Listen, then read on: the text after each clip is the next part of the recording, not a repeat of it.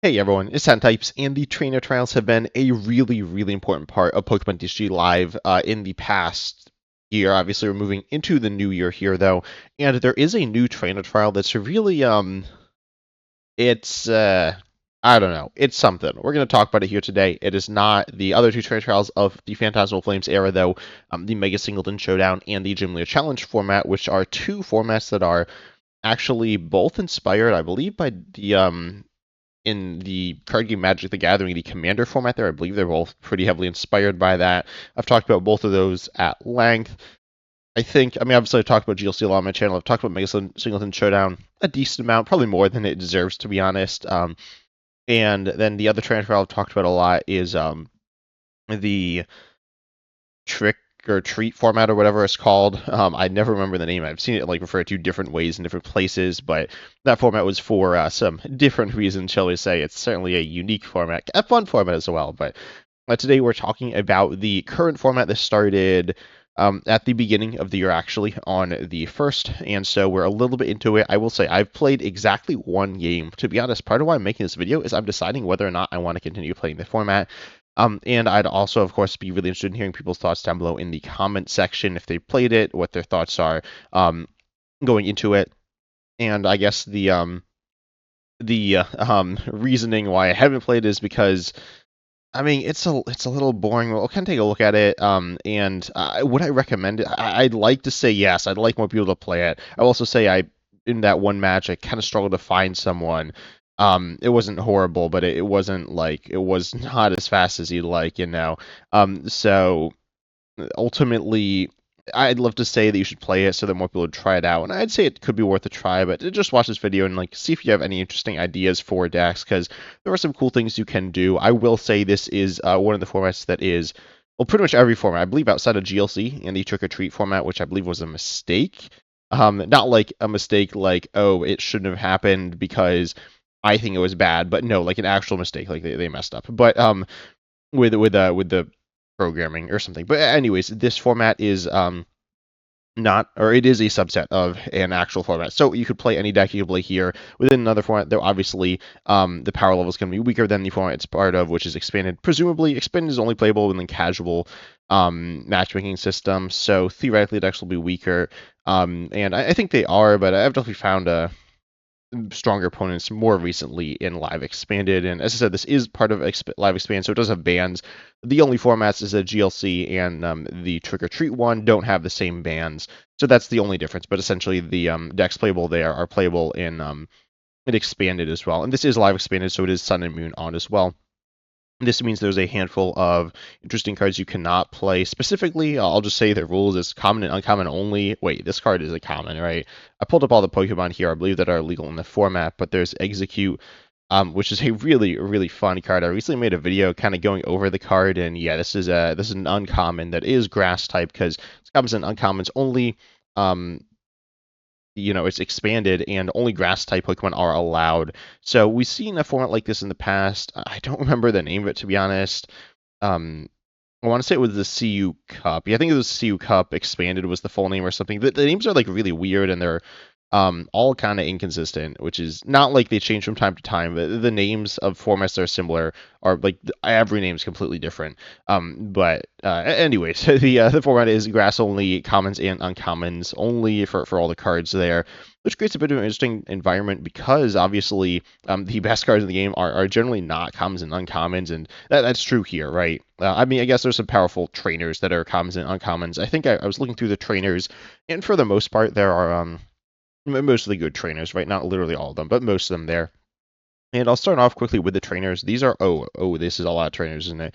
These are the legal trainers. I guess I'll look at the competitive ones first, or not. This includes special energies as well. Obviously, some of these pretty useless. Fairy Charm ability doesn't do anything ever. Because, it interacts with GXs and EXs. EXs aren't even in live. GXs aren't in the format, and fairy Pokemon also aren't in the format, so it doesn't do anything. But there are some cards that are like theoretically useful, like the Team Rocket stuff. I guess you could play. Oh, okay, like Rotom, it could be played, but obviously not going to be very good there. But if we look at just the competitive cards, from this list, which is a lot of them here. Oh, I thought that was going to cut it down more. I'm not going to lie. But you see research, very good card. We see Judge also, pretty good rock scouting, decent supporter.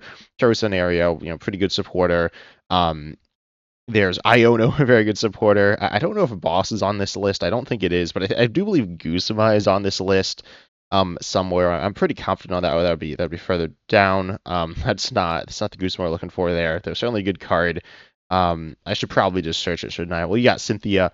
Let me just search this up. I probably should have confirmed this before the video, but yeah, Guzma is uncommon. Guzma's like probably better than Boss. They're pretty similar cards, but anyways, you got a lot of powerful cards, most of the powerful trainers. So if you're worried about that, it's you got most of those there. There are some particularly powerful ones for specifically grass Pokemon as well, which I'll just search up here. Let's see, can I do this right? Do I remember the search syntax of Limitless? There we go. There's a handful here. Oh, there's Fairy Charm Grass. That doesn't do anything. But there are a handful of really good cards here. There's Netball. Netball, if you're not familiar, I talked about it in a video where I ranked the balls, which some people were like really confused about. It's not ranking how good the balls are. It's ranking how much I personally enjoy them, which I did say in the thumbnail. I didn't say it in all the titles, though. If you didn't know, YouTube, I imagine most people know this, but YouTube has a feature we can like test titles and or thumbnails. I tested titles. One of the titles, by the way, was just balls, and one of them, and the other ones were not. They were not all that. But anyways, Netball is a ball search card. It's the same as Fighting Gong, essentially, in standard. It is a ball search card, which could matter for something, but here it probably doesn't really matter. But anyways, it gets you a basic grass Pokemon or a basic grass energy. And puts it into your hand. And this is obviously useful. I mean, Fighting Gong is very good in standard. Fighting itself isn't super good, but Fighting Gong is honestly amazing. Netball here is amazing. Should realistically be a 4 of in every deck in this format. So definitely something you want to keep in mind there. Same thing, not necessarily same thing, but similar idea with Bug Catching Set. This is a card I imagine people are a bit more familiar with being in standard. This card lets you look at the top 7, put up to 2, but that's going to be probably most of them, of grass Pokemon and or basic grass energies from there into your hand.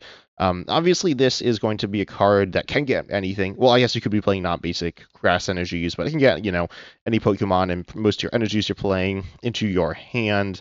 That being said, I will also mention there are double colors, double turbo, and twin energies in this format. If you want to use them, I'm pretty sure double turbos in. I know double colors and twin are because I played them. I can't imagine twin's going to be super. No, I mean twin and double colors are in it. I played them. I think double turbo is. I just didn't check, and I honestly don't really care. But catching set allows you to get a lot of cards there. It's a powerful consistency piece, right? This card is good. Specifically, it's seen play in mostly Festivaline, I think. Festivaline is not super good. Oh, and Venusaur. I mean, decks playing Teal'c Pontiacs that are grass decks. So when I say they are grass decks, it's obviously a deck playing Teal'c Pontiacs is playing a grass Pokemon and is playing grass energy as well, but a deck that's mostly built around grass Pokemon like, wrong button, like Toedscool EX here. I can't think of the last time I've seen anyone play this deck, but it's a cool deck, I guess. Mega Venusaur, a deck built around like Meganium with Ogerpon, something like that. There's some different decks like that. You see Bug Catching Set, but it's good even if you're not running an absolute ton of Pokemon, because kind of like a better Great Ball gets you any Pokemon, get you energy, you can get multiple Pokemon. It's a good card. It's not an absurdly good card because it's not very precise. I definitely say Netball is better, but Bug Catching Set card you want to be looking to include in a lot of different lists. Then there is Gardenia's Vigor, which is like good acceleration, but Turffield Stadium, I guess that's a card that could go in a lot of decks. I will say with Turffield Stadium, it gets an evolution on a stadium, and the evolution because they're all grass. That being said, this card is a stadium, so it also helps out your opponent, and again, it will get any evolution from your opponent's deck, so that's going to be a noticeable downside compared to a format like GLC specifically, or really standard as well. With stadiums that are more deck specific, if your opponent's running a different deck, which most of the time they will be, then the stadium's going to be a lot better for you than your opponent. Versus this is more like Artazone, but I mean Artazone's a good card. Artazone is obviously worse because it helps your opponent, but that helps you a lot as well. So Turffield Stadium definitely a card to consider. Forest of Vitality is Forest of Vitality is uncommon. Not sure why it's not here, but you can play Force of Vitality, super powerful. I don't know why. I literally played one game. I don't know how I forgot this, but my opponent was playing it. Also, they were playing a pretty cool deck, I'll say. It was like Meganium and Executor. I mean, it wasn't like the craziest deck ever, but I also lost, I will say. I got I don't know, the deck I was playing, honestly, was like kind of sketchy, but I'll show it off. Not the list, because the list isn't very good. I'll talk about some of the cool Pokemon in the format. However, there is one very important card, or there's a couple. There is the Festival Lead deck, Festival Grounds. Of course, you can play. It's a stadium that has the name Festival Grounds. It does something. But then you can play the Festival Lead deck, essentially, not like the entire deck, but the important stuff. You got Thwackey to search your deck for any card if you have a Festival Lead Pokemon in the active. The biggest loss for the deck that you can't play is Goldeen because it's grass, or it's not grass, it's water here, so you can't play that. But then you can still play the Dipplin, the main attacker here. I'll just say this card is like the or this deck, I guess, is like the Dragapult of trainer trials. I feel like this card's been good in a lot of trainer trials. The big issue with this card is the fact that it's a card that it's just been like so good in multiple trainer trials, including one, I believe the CU Cup or whatever, the one that was just like this, but it wasn't only restricted to grass Pokemon. But now the format's only restricted to grass Pokemon, so this deck is like super powerful. And it's like way above everything else, I think. There's only a handful of particularly good grass Pokemon, but there are some cool ones. But anyways, Dipplin can attack twice with the Stadium in play, and then you do 100, or you do 20 for each bench Pokemon, which presumably is going to be doing 100, one-shotting a lot of things. Even if it doesn't, you're still going to attack twice and knock them out, so it's going to be at worst realistically taking one-shots. Oh, there's another card I didn't show as well. Oh, not that card. The card is Weeding Gloves. I, for some reason, forgot to mention it because that's why I went to that other page, but this is good. It's also good with Dipplin. Dipplin doubles damage buff effects because it attacks twice. So Weeding Gloves here increases the damage you do to grass Pokemon, which again is every Pokemon. So this is just plus 30 damage all the time. Weeding Gloves is super good. This is a borderline staple, I'd say. This card is like horrendous in standard. I've never seen anyone play this card. There's like a bunch of gloves. I don't know if there's a gloves for every type, but there's gloves for most of the types, and essentially none of them really saw any play because they're niche and they're not even like that good, but here they're going to be pretty nice, especially with Dipplin. So do keep that in mind. But Dipplin is able to, take knockouts unless your opponent's super tanky. Grass, admittedly, is one of the more tanky types, but it's going to be hard for your opponent to survive a hit from two Dipplins, and if they can, they're probably doing something pretty slow and underwhelming. And if you do take a knockout, you can take a knockout, then either hit something else and knock it out, or just soften up as well, which is kind of like what Dragapult EX does in standard, where it like does big damage active.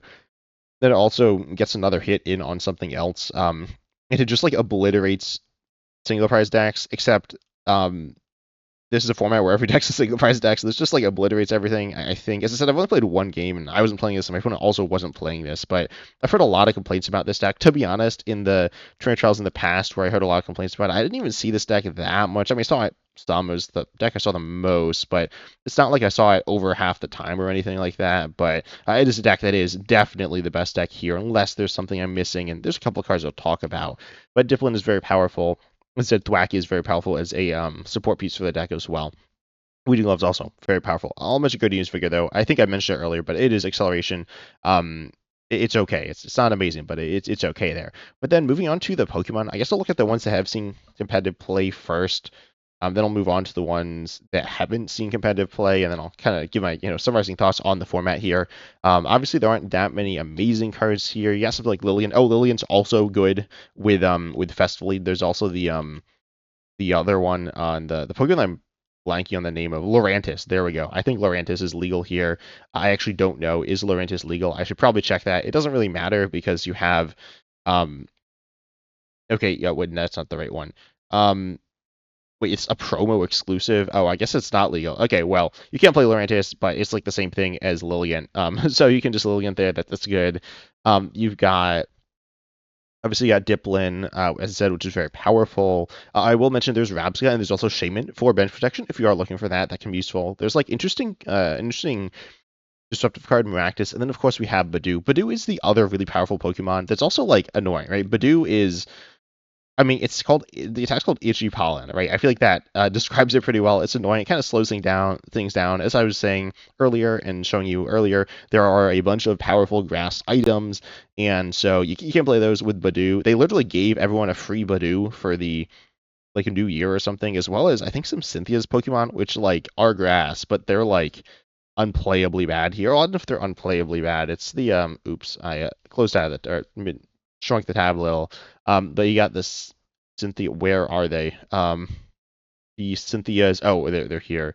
Um, okay, why is Cynthia's Roselia and Cynthia's Roserade, is that not allowed? Oh, I guess Cynthia's Roserade isn't allowed. Well, I think they gave you Cynthia's Roserade. I don't know if it's for this event, but you can't play it, so not really sure what the deal with that is, but anyways, you have this one's like a bit of a mess in case you can't tell. But yeah, you got some like Badoo is good, obviously. And then you have I guess some like disruptive cards. You got Toadscruel. You got Spite Up's also a disruptive card.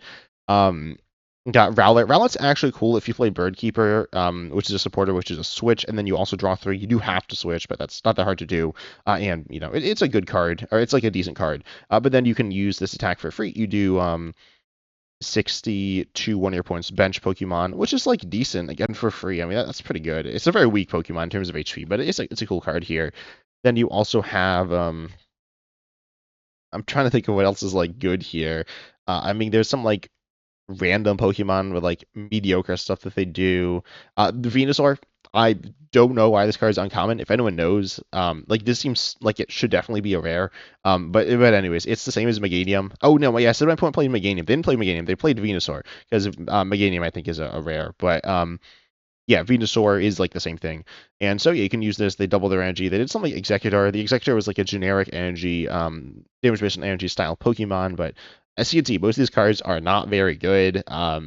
Here there's some like funny, wacky ones, but like I mean, there's like a Caterpie and Metapod which can evolve instantly, but they don't evolve into a particularly good Butterfree. I think there's one that's like it's okay, I guess, but yeah, even like Galvantula is like kind of good here, but it's just not a particularly good card, especially on its own.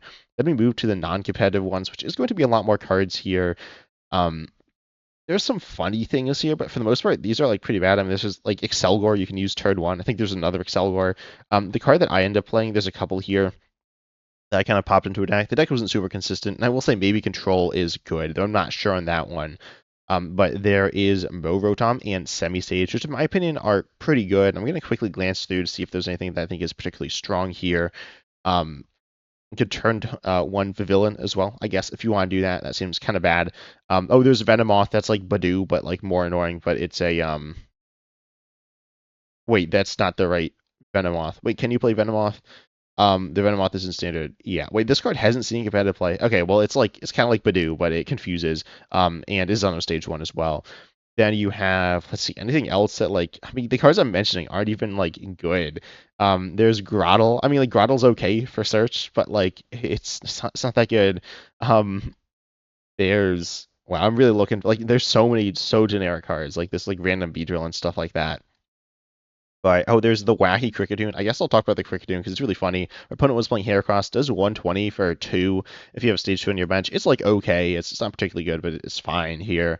And then that removes a weakness. That's kind of useless there.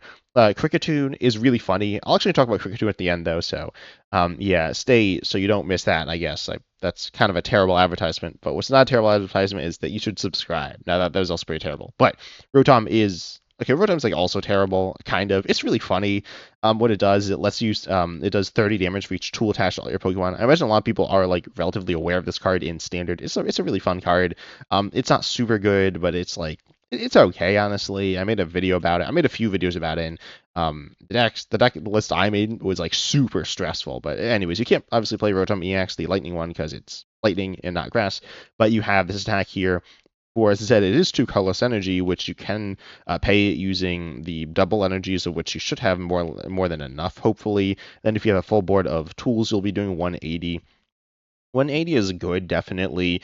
And there's some like decent tools. I mentioned Weeding Gloves to maybe need less tools, counter gain, EXP share, things like that, right? So Rotom can be a pretty powerful attacking option. And yeah, it's pretty simple and straightforward. Probably not going to beat Dipplin, right?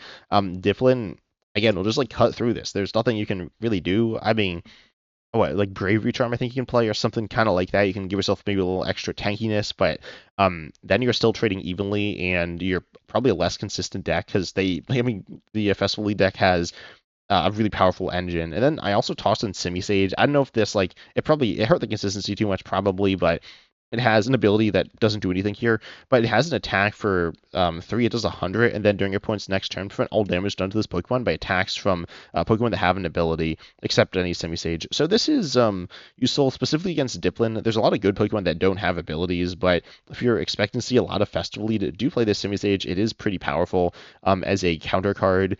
Yes, the deck does have, as I said, a very powerful engine with the Festival Lead package, specifically with Thwackey there. That being said, I mean, you're one-shotting them, so even if you're being double gusted, then it's not like the end of the world. I mean, it's kind of bad because your attack's kind of expensive, but like this card is, it's definitely it's pretty good against Festival Lead, I think. Ultimately, or specifically Festival Lead in this format. Or no, I know. For some reason, I thought the Seeking didn't have Festival Lead, but literally the requirement is that the card has Festival Lead. So this is like good there. It's kind of bad against other things, but it's an interesting option there that I did want to mention. It's one of the better cards in the format. Then the last one is Kricketune. Kricketune here is a really interesting card. I might make a deck on this. I for some reason really love doing weird hand size attacks for trainer trials. Even though I did a video where I played an awesome trainer trials deck. It was so fun. I highly recommend. Did I play it? I don't. No, I didn't play it. Because it didn't work in live because live didn't work right with some of the hand size stuff. It was a really cool deck though. And it was a singleton format. But Kricketune here has the attack improvisational performance. There we go. Does 30, but then if you have exactly one card in hand, it does 100 more. So 130, pretty good there. Not absurd, but pretty good. You have exactly 3 cards in hand. Your opponent's active is now confused. If you have exactly 6, it does 30 to each of your opponent's bench Pokemon. And of course, they're active there as well. So 30 to everything. These are definitely different. I cannot speak. These are definitely interesting options. Obviously, confusion, not like I definitely say it's the weakest of them. I think it's intended to be the weakest of them because it's 3 cards in hand. And that's relatively easy to do. I think the 30 to everything is kind of intended to be the strongest. Getting 6 cards in hand is like kind of hard. It's not super hard by any means, but it's not free, especially because like yeah, you could play a card like Cynthia, but then you have 6 cards in hand, and then you can't play any cards, right? So getting 6 cards in hand is kind of difficult. Actually, now that I think about it, you should probably play this with like Grotle just to be able to fill your hand with random cards that you don't need. And then you also have the first one doing 130 for 1. This is probably my favorite. I really enjoy hand size attackers that want a small hand, so Kricketune definitely going to be a pretty interesting card here. And overall, I feel like there are some cool ideas. But I mean, like even in this format, you can't even play Flapple because that's banned. And Flapple's, as far as I'm aware, not even good in this format. Like they kept the same ban list, which is I feel like a little lazy.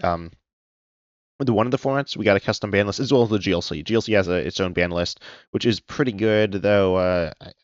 What's banned in GLC? The GLC is obviously full GLC. It's not just Sun and Moon on, it's Black and White on. So I think all the bans are fair for live GLC. This isn't a video on live GLC, but I would like to see them maybe update the bans a little for formats like this. To be honest, I feel like the format has maybe some cool stuff. Kricketune is kind of fun. I might play it. Tell me down below in the comment section if you want to see me make a video playing Kricketune, or if you've played any decks in this format, and if you enjoy them, if you've seen a lot of Festival Lead, if you've played Festival Lead, if you enjoy it, if you don't, all that good stuff. But I hope you enjoyed. I really do hope they continue to grow the Trainer Trials format and make it like interesting and cool. I think it's really failed to find its place. I mean, I think it's been okay. I'm certainly not going to say that the Trainer Trials have been a failure, although I think there have been aspects that have been a failure about it. But I am definitely looking forward to seeing what they're going to do this year. I feel like the first Trainer Trial here, though, what's it even called? What are these names? Blooming Buddies Battle is not the right place to start. But I'm really, really interested in seeing what they do. And of course, tell me in the comment section other ideas you have for Trainer Trials as well, and live in general. But I hope you enjoyed. Make sure you like, subscribe, hit the bell. That really helps out support me and the YouTube channel. And I hope you enjoyed. And as always, I'm excited to see you in the next video.